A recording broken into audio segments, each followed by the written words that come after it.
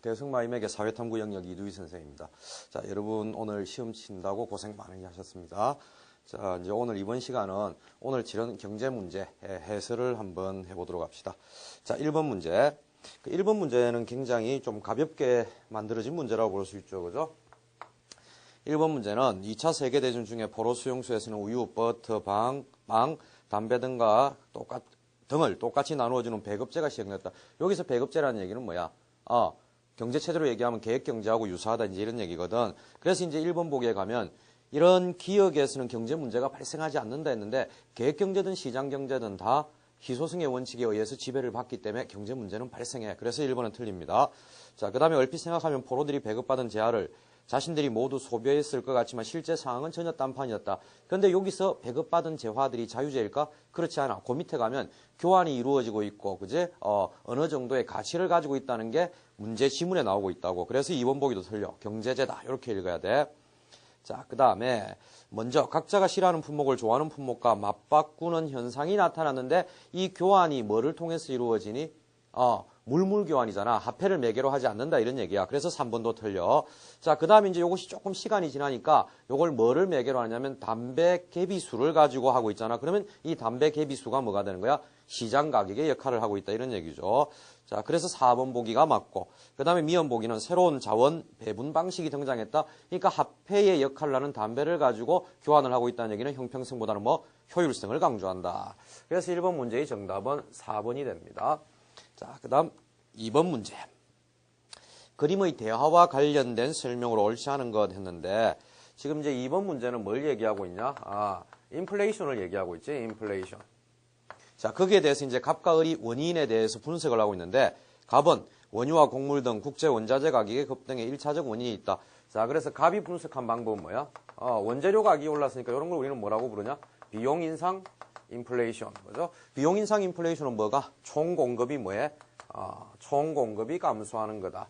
그래프로도 충분히 그릴 수 있잖아. 그지? 총 공급의 감소. 자, 그 다음 이제 을은 다른 분석을 하고 있다. 대외적인 요인보다는 국내 민간 부분의 소비 지출이 증가했다. 이렇게 나오고 있지. 그러면 을은 수요견인 인플레이션 또는 수요견인을 다른 표현으로 뭐라고도 부르지? 초과수요 인플레이션. 이렇게 부르지. 그지? 자, 요것은 총 공급이 뭐한 거지? 총 공급이 아니구나. 총 수요가 증가한 것. 자, 그래서 이제 인플레이션이 발생했는데 이 인플레이션에서 두 사람은 다른 견해를 나타내고 있다. 이런 얘기야. 자, 1번 보기 봐. 일반적으로 인플레이션은 화폐의 구매력을 떨어뜨린다. 맞지? 화폐 가치가 떨어지니까. 그래서 부와 소득의 분배에 악영향을 미친다는 점에서 사회적 문제. 정확한 표현이다. 그 다음에 2번. 갑의 주장이 맞다면 실업률과 인플레이션 간에는 정의 관계가 나타날 수도 있다. 이거 굉장히 중요한 표현이지. 자, 갑이 주장하는 비용 인상 인플레이션은 총 공급의 감소를 가져와서 뭐로 갈 수도 있니? 스태그플레이션으로 갈 수도 있잖아. 그제? 스태그플레이션. 만약에 스태그플레이션까지 넘어갔다면 2번 보기에 나오는 것처럼 실업률과 인플레이션이 둘 다 나쁜 방향으로, 즉 실업률이 증가하고 인플레이션이 증가하는 현상이 동시에 나타날 수도 있어. 그래서 2번 정확한 표현이고요. 그 다음 3번. 갑의 주장이 맞다면 총수요 관리 정책 갖고는 힘들 것이다. 맞지? 갑의 주장은 총 공급이 감소하는 거니까 이 해결책은 총 공급을 증가시키는 쪽으로 가야겠지. 그 다음 4번. 을의 주장이 맞다면 긴축 정책이 필요하다. 을의 주장은 초과수요 인플레이션이니까 긴축 정책을 통해서 총수요를 줄이는 방법. 정확한 표현이지.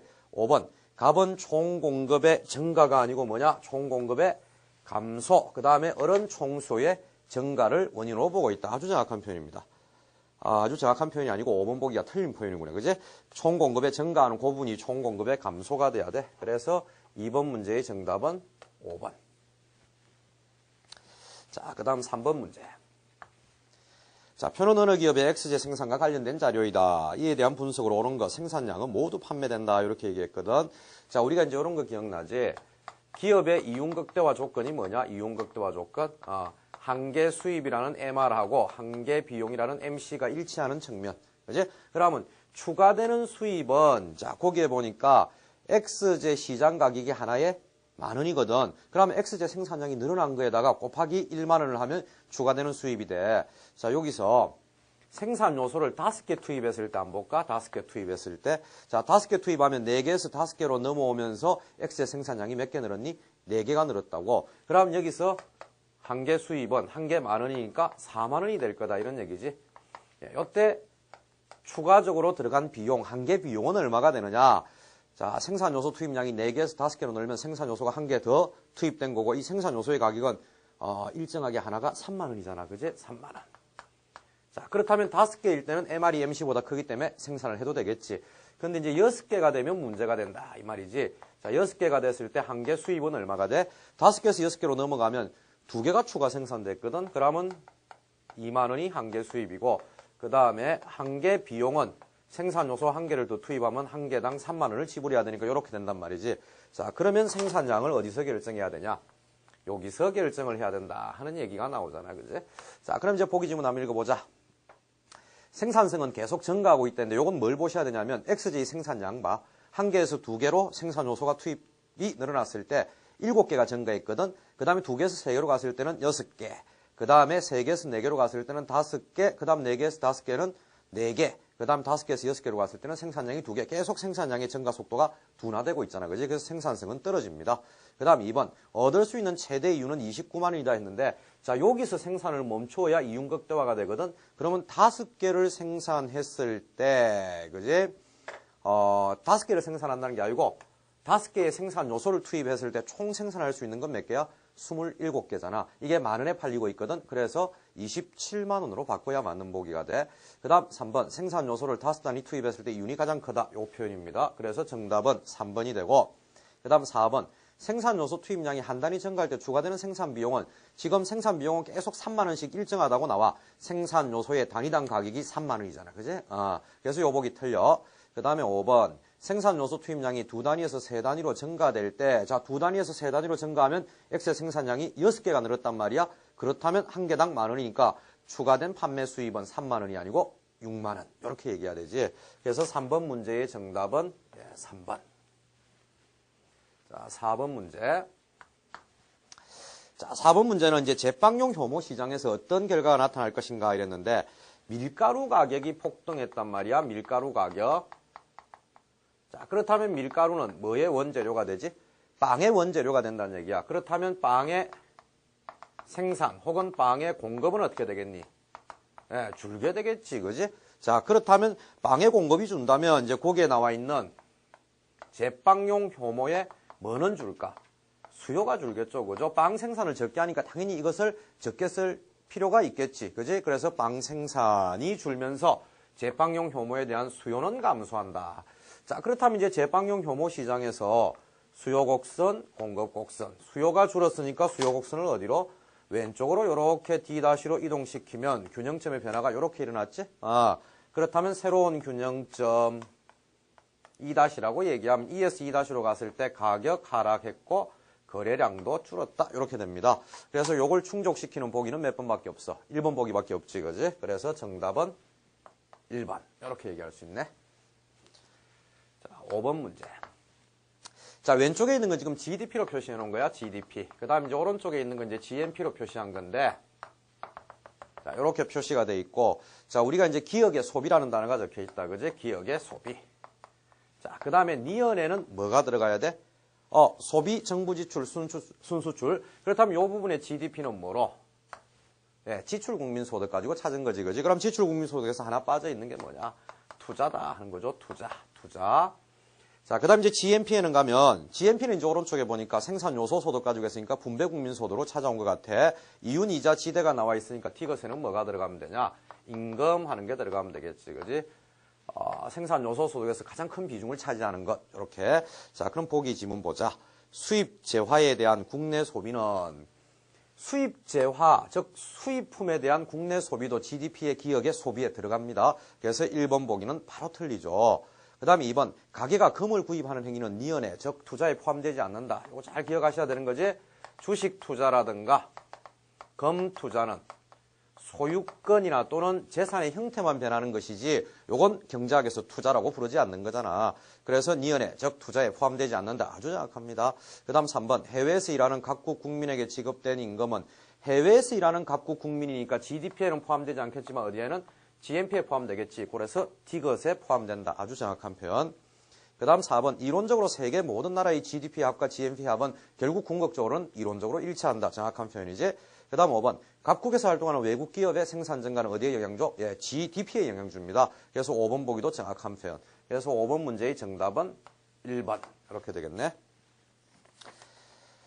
자, 6번 문제. 교사의 질문에 대한 학생의 답변으로 적절하지 않은 것 했거든. 그럼 기억에 뭐가 들어갈까? 시장기구의 자원의 최적 배분이 안 되는 거. 시장 실패구나. 시장 실패.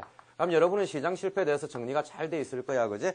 독과점 기업이라든가 공공재가 부족하다든가 또는 외부 효과 또는 정보의 비대칭 이렇게 네 가지를 선생님이 정리를 해드린 적이 있거든. 자, 그럼 1번 보기는 뭘 얘기해? 독과점이네. 그래서 시장 실패 이해가 되고 2번 보기 경합성과 배제성이 없는 재화에 공공재를 얘기하죠. 그건 부족하다. 되겠네. 그 다음 3번 노동시간은 같지만 생산성이 따라서 성과급에 따라서 임금이 차등 지급되는 건 시장 실패가 아닙니다. 그래서 3번이 틀린 걸로 정답이고 4번은 긍정적 외부효과, 5번은 부정적 외부효과. 외부효과는 둘 다 뭐가 되지? 시장 실패가 되잖아. 그래서 6번 문제의 정답은 3번이 된다 하는 거지. 그치? 자, 7번 문제. 그림은 미국 달러 대비 각국 통화 가치의 절상률. 자, 각국 통화가 절상된 비율을 나타내니까 이것은 결국 달러 대비 환율은 어떻게 된 것이냐? 환율은 하락한 것이다 하는 걸 알 수 있지. 여기에 나오는 나라들이 모두 달러 대비 절상률이 다 플러스로 나와. 그러면 여기에 나오는 모든 나라는 다 환율이 하락했다는 얘기고 그 다음에 그 절상률의 차이가 있는데 그걸 가지고 문제를 만든 거야. 자, 1번 보기. 미국의 경상수지 적자가 확대될 것이다. 미국 입장에서 다른 나라가 환율이 하락하면 미국 입장에서는 환율이 상승한 거니까 수출하기가 좋아집니다. 즉 가격 경쟁력이 높아지니까 수출 여건이 훨씬 좋아지지. 그러면 경상수지의 적자가 확대되는 게 아니고 축소되다가 흑자로 넘어갈 수도 있을 것이다. 1번 틀렸네요. 그 다음 2번. 자녀를 중국으로 유학 보낸 학부모의 경제적 부담은 자, 한국의 원화와 중국의 위안화의 절상률이 한국이 더 높게 나온단 말이야. 그래서 학부모의 부담은 줄어들 것이다. 이렇게 얘기해야 되지. 그 다음 3번. 한국 상품은 일본 상품과 비교해서 미국 시장에서 가격 경쟁력. 자, 일본의 엔화와 한국 원화가 절상률이 더 높아. 그럼 환율 하락폭이 더 컸다는 얘기거든. 그러면 결국 가격 경쟁력이 일본 제품보다 더 떨어질 것이다. 이런 얘기죠. 그래서 3번 틀립니다. 그 다음 4번. 미국 사람들은 한국 여행을 하는 것보다는 호주 여행을 하는 게 더 부담스러워. 왜? 한국은 5.1%의 절상률인데 호주 9.1%잖아. 그지? 그러니까 호주 돈의 가치가 한국 돈의 가치보다 훨씬 더 높아졌기 때문에 미국 사람 입장에서는 호주에 여행 가는 게 굉장히 부담스러울 거다. 이런 얘기죠. 그 다음 5번. 독일은 유로화를 사용하고 있어. 그럼 독일로부터 기계 부품을 미국 달러로 수입하는 한국 기업은 생산비의 인상 요인 이렇게 얘기했는데 지금 한국 원화는 5.1% 절상됐단 말이야. 그 다음 유로화는 7.6%, 즉 유로화의 절상률이 더 높기 때문에 한국 사람 입장에서는 수입을 할 때 부담스러울 수 있겠다. 그래서 생산비 인상 요인이 발생한다. 7번 문제의 정답은 5번이 될 것이다. 이런 얘기입니다. 자, 8에서 9번 문제입니다. 자, 8번 문제하고 9번 문제가 이제 연결되는 건데 이건 뭐 당연히 나올 걸로 예상되던 문제였잖아. 15세 이상 인구의 구성 이렇게 나오네. 그럼 15세 이상 인구를 우리는 노동 가능 인구 또는 생산 가능 인구라 부르지. 그럼 그것은 뭐와 뭐로 구성돼? 경제활동 인구와 비경제활동 인구로. 그 다음에 경제활동 인구는 취업자와 실업자로. 자, 그럼 이제 우리는 여기서 이제 이런 걸 적을 수 있겠네. A가 뭐에 해당되니? 실업자겠지. A는 실업자. 그 다음에 B는 어디에 해당될까? 비경제활동 인구네. 그죠? 비경제활동 인구. 자, 그 다음 이제 하나 남은 C는 그렇다면 경제활동 인구 이렇게 되겠네. 그죠? 이제 요거 세 가지를 찾았다면 그 밑에 이제 고용률의 공식이 나와 있습니다. 물론 이제 여기서 이제 우리가 공식을 몇 가지 기억해야 되는 게 있지. 고용률의 공식은 여러분 문제에 나와 있으니까 그대로 읽으시면 돼. 자, 거기에 보니까 15세 이상 인구, 그 다음에 취업자 수 곱하기 100 이렇게 나와 있다. 그지? 15세 이상 인구하고 그 다음에 취업자 수 곱하기 100. 그 다음에 이런 거 기억하셔야 되지. 실업률 공식은 어떻게 되지? 실업률 공식은 분모에는 경제활동 인구가 들어가지. 그지? 경제활동 인구가 실업자 플러스 취업자로 이루어진다는 거고 그 다음에 분자는 실업자 수 곱하기 100. 취업률의 공식은 어떻게 되지? 취업률의 공식. 분모는 그대로 경제활동 인구, 즉 실업자 플러스 취업자. 그 다음에 분자가 취업자 수 곱하기 100 이렇게 되고 자 여기서 여러분이 이제 기억 잘 하셔야 되는 거 요거 두 개를 더하면 어떻게 돼?